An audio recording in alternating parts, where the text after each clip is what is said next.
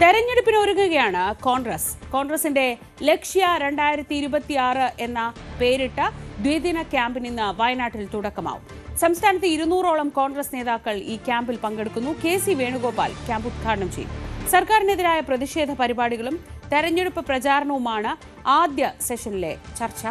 ജയരാജ് ബത്തേരി വിവരങ്ങളുമായി ചേർന്നു. ജയരാജ്, കോൺഗ്രസിനെ സംബന്ധിച്ച് തദ്ദേശ തെരഞ്ഞെടുപ്പിൽ കിട്ടിയ മുൻതൂക്കം, അതിൻ്റെ ഒരു എനർജി അതൊക്കെയുണ്ട്. ആ ഘട്ടത്തിൽ ഇനി അടുത്തത് നിയമസഭാ തെരഞ്ഞെടുപ്പാണ്. അതിനുള്ള തന്ത്രങ്ങൾ മെനയുകയാണ് പ്രധാന ലക്ഷ്യം. എന്തൊക്കെയാണ് ക്യാമ്പ്, എങ്ങനെയൊക്കെയാണ് സജ്ജീകരിച്ചിരിക്കുന്നത്, എന്തൊക്കെയാണ് വിവരങ്ങൾ? ശ്രീജ, നിയമസഭാ തെരഞ്ഞെടുപ്പ് മുന്നൊരുക്കങ്ങൾ ചർച്ച ചെയ്യുന്നതിനായി KPCCയുടെ നേതൃത്വത്തിൽ ലക്ഷ്യ ലീഡർഷിപ്പ് സമ്മിറ്റ് ദ്വിദിന ക്യാമ്പ് ഇന്നും നാളെയുമായിട്ടാണ് സുൽത്താൻ ബത്തേരിയിൽ നടക്കുന്നത്. വയനാട് സുൽത്താൻ ബത്തേരിയിലുള്ള സപ്ത കൺവെൻഷൻ സെന്ററിലാണ് ഈ ദ്വിദിന ക്യാമ്പ് നടക്കുന്നത്. മിക്കവാറും നേതാക്കളെല്ലാം തന്നെ ഇന്നലെ രാത്രിയോടെ തന്നെ സുൽത്താൻ ബത്തേരിയിൽ എത്തിയിരുന്നു. ബാക്കിയുള്ളവർ ഇന്ന് രാവിലെയോടെ എത്തിച്ചേരുമെന്നാണ് നമുക്ക് അറിയാൻ കഴിയുന്നത്. എന്നാൽ MP പ്രിയങ്ക ഗാന്ധി എത്താൻ സാധ്യത ഇല്ലെന്നാണ് അറിയുന്നത്. ഇന്ന് രാവിലെ 9:30 പതാക ഉയർത്തിയ ശേഷം നടക്കുന്ന ഉദ്ഘാടന സമ്മേളനത്തോടെ ദ്വിദിന ക്യാമ്പിന് തുടക്കമാകും. കോൺഗ്രസിന്റെ ഒരു വിശാല സമ്മേളനം എന്ന് തന്നെ നമുക്ക് ഈ ക്യാമ്പിനെ വിശേഷിപ്പിക്കാൻ കഴിയും. കാരണം തദ്ദേശ സ്വയംഭരണ തെരഞ്ഞെടുപ്പിലെ ഉജ്ജ്വല വിജയത്തിന്റെ സന്തോഷത്തോടൊപ്പം തന്നെ നിയമസഭാ തെരഞ്ഞെടുപ്പിനെ എങ്ങനെ നേരിടണം എന്നതടക്കമുള്ള കാര്യങ്ങൾ ചർച്ച ചെയ്യും. KPCC president Sunny Joseph MLA അധ്യക്ഷതയിൽ നടക്കുന്ന സമ്മേളനം AICC general secretary K C. Venugopal MP ആയിരിക്കും ഉദ്ഘാടനം ചെയ്യുക.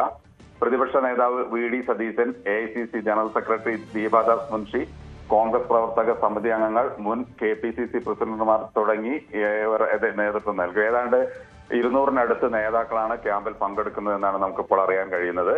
എന്തായാലും ഈ ക്യാമ്പിൽ വിവിധ ചർച്ചകൾ നടക്കാനുള്ള സാധ്യതയുണ്ട്. കേന്ദ്ര സംസ്ഥാന സർക്കാരുകളുടെ ജനദ്രോഹ ഭരണത്തിനെതിരായ തിരഞ്ഞെടുപ്പ് പ്രചാരണത്തിന് യോഗം രൂപം നൽകും. അതുപോലെ തന്നെ വിലക്കയറ്റം, ഭരണസ്തംഭനം, സ്വർണ്ണക്കൊള്ള ഉൾപ്പെടെയുള്ള വിഷയങ്ങളിലും സർക്കാരുകൾക്കെതിരെ പ്രക്ഷോഭം കൂടുതൽ ശക്തമാക്കുന്നത് സംബന്ധിച്ച കാര്യങ്ങൾക്ക് അന്തിമ രൂപം നൽകാനും ഈ ഒരു ക്യാമ്പ് വേദിയാകുമെന്നാണ് അറിയുന്നത്. എന്തായാലും സംസ്ഥാന തലത്തിലെ സമകാലിക രാഷ്ട്രീയ വിഷയങ്ങളിൽ വിശദമായ ചർച്ച നടത്തുന്നതോടൊപ്പം സംഘടനാ വിഷയങ്ങളും യോഗം വിശദമായി ചർച്ച ചെയ്യും.